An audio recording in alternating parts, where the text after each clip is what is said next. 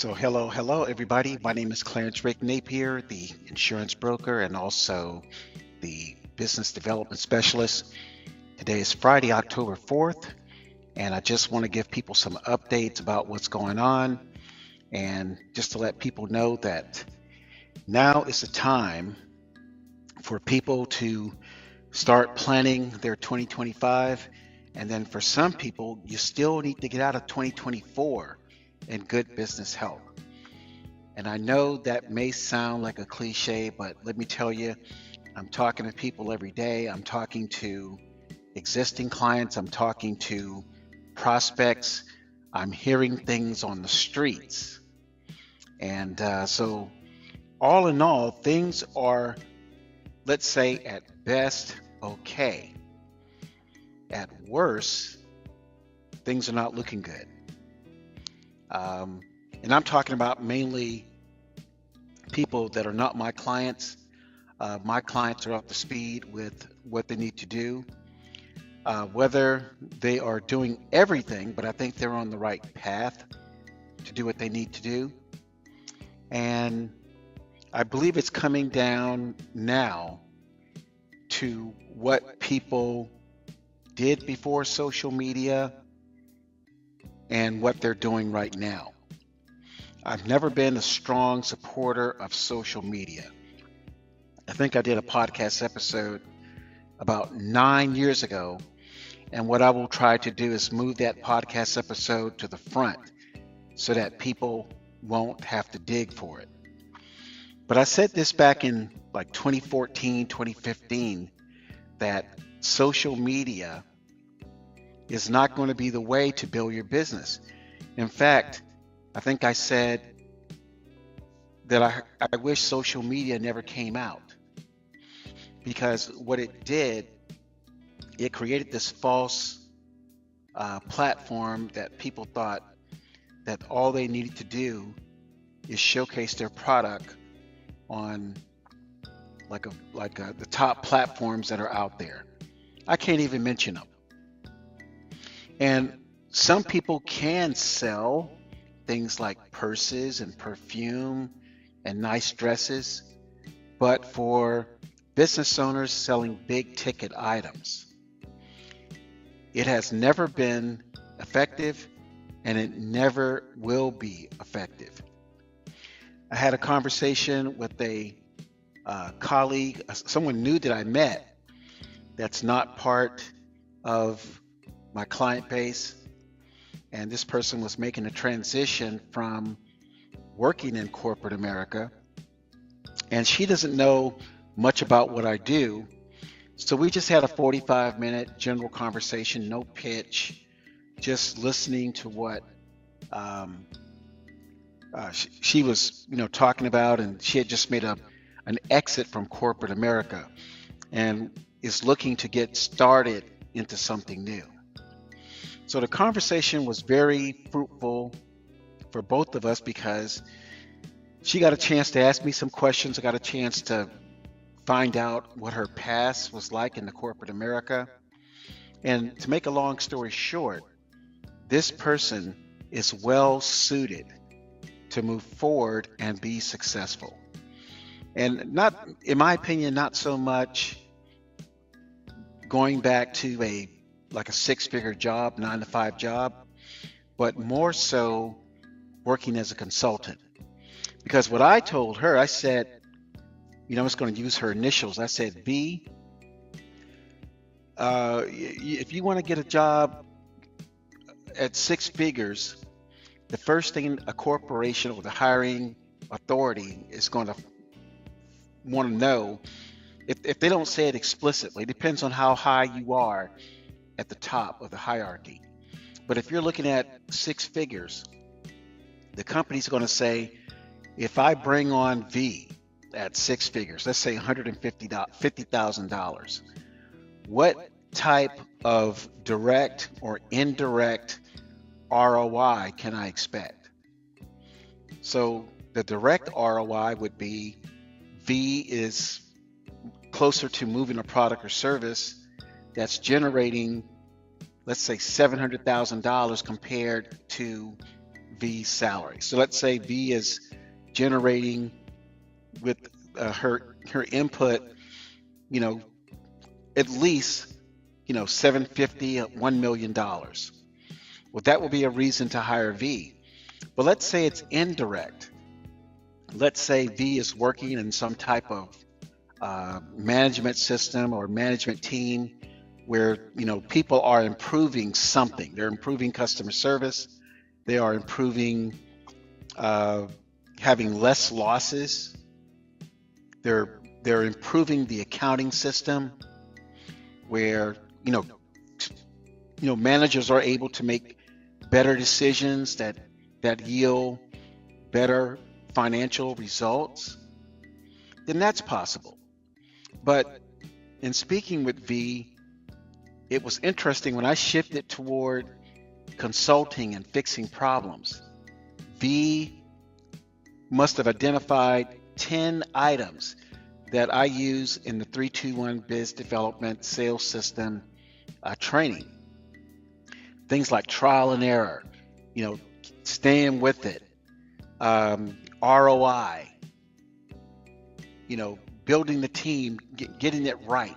She had a lot of sort of cliches and a lot of direct words and phrases that I use in the 321 Biz Dev system.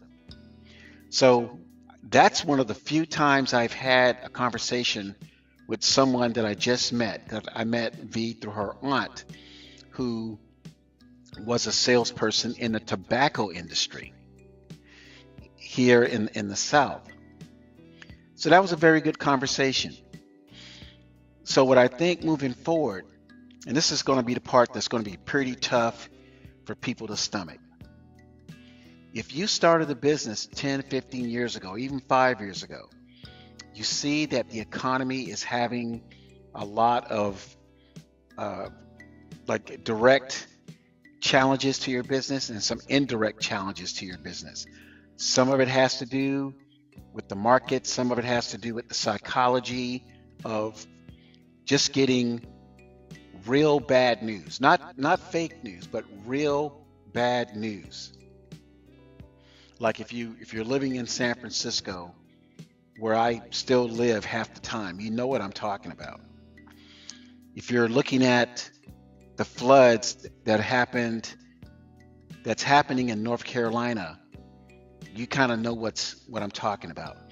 If you're looking at even the political parts, and the funny thing about the political part, that wasn't that important 10, 20 years ago.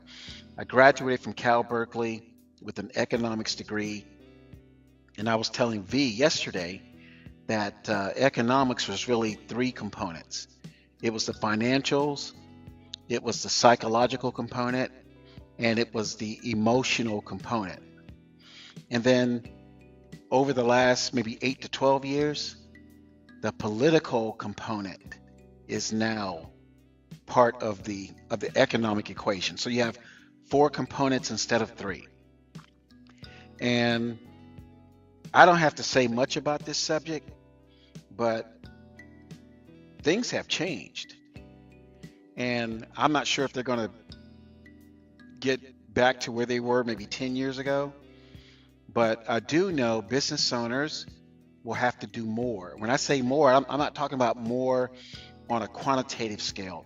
I'm talking about more on a qualitative scale, and more effort, more making what you do stick. More, if you're putting out some effort and you're putting out money for that effort's going to have to start delivering either good ROI or better ROI than you've ever had before. And I see it with how some seniors are living. I see it at people in their 20s and 30s are living. Because when I was in my 20s or 30s, about 30 years ago, it wasn't difficult to be successful.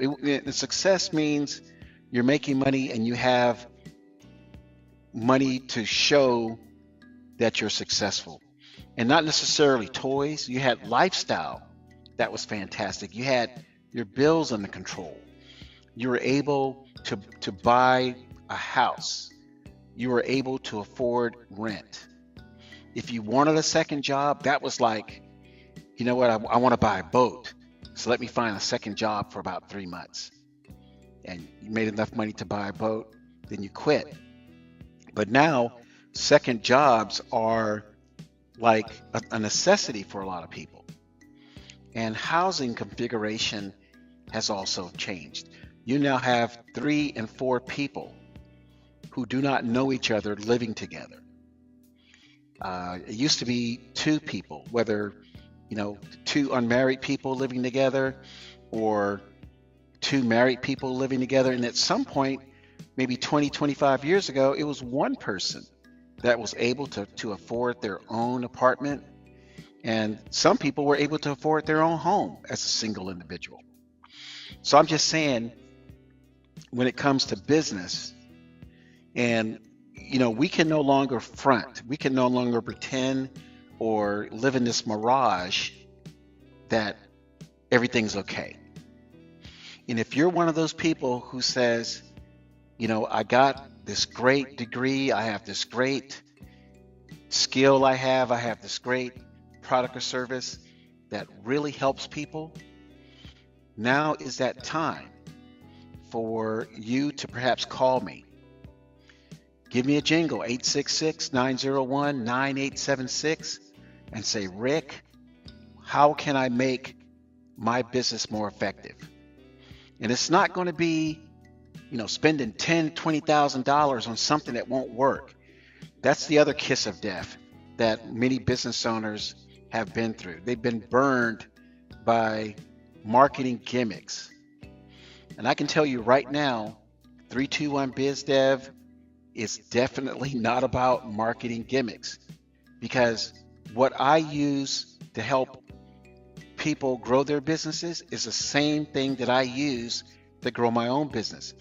I don't spend $10,000 to $20,000 on any marketing gimmicks, because I know that those marketing gimmicks have very little return on investment. And like I mentioned in several podcast episodes before, many of these marketing gimmicks help the marketing companies. And I have a close friend and business colleague who is starting to realize that. I have a colleague that I've known for a while who was pretty much in the marketing space, but this person never really charged these outrageous marketing fees for not delivering, a decent ROI. This person was more so a techie that didn't charge a lot, and so the ROI for her clients were easy to meet. However, because of the economy, because of mergers and acquisitions, even some of those marketing services that were not even expensive are now being scrutinized. And so for the very first time, many of my colleagues are saying, okay, so how do we get back to where we were back in 2005, 2008, when we put in the hard day's work in sales and marketing, and damn it, it delivered some results. And I think overall, that's where people are now, except people have been massaged so much with, all I have to do is upload something. All I need to do is create a YouTube video. And not saying that those things don't, those media options don't work. It's just not predictable. If you need to make $30,000, $40,000 in your business per month, well, let's say $60,000 per month in your business, and you need, let's say, 5 to 8 clients to close. You can't, the one YouTube video that brings you a client, and that may be one client that way and another client in the traditional method, that's no longer going to cut it. You're going to be out of business pretty soon. Or you're going to go through your savings, like someone I knew in Sacramento, a dentist, who I called, let's say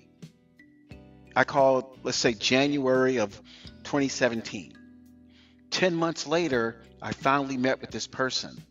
And this person told me that they had spent roughly $5,000 out of their personal savings account to keep the business open. So that was like $50,000, $60,000 out of their own pocket to have the doors open because they were not bringing in enough clients. So I'm done. I just wanted to do this heartfelt podcast episode. I hope it didn't offend anybody, but I'm telling people, the way things are, a lot of people need to say, I'm ready to start my business, and I'm not going to go to any motivational training classes until I develop the skills, new skills for my business, and then I will go to a motivational class. And I'm talking to everyone from floor tile people, to dentists, to realtors, to attorneys, to people who build homes, people who install roofs.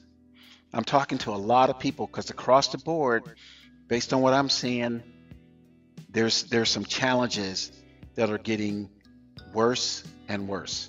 My name is Clarence Rick Napier, the insurance broker and also the president at 321 Biz Development.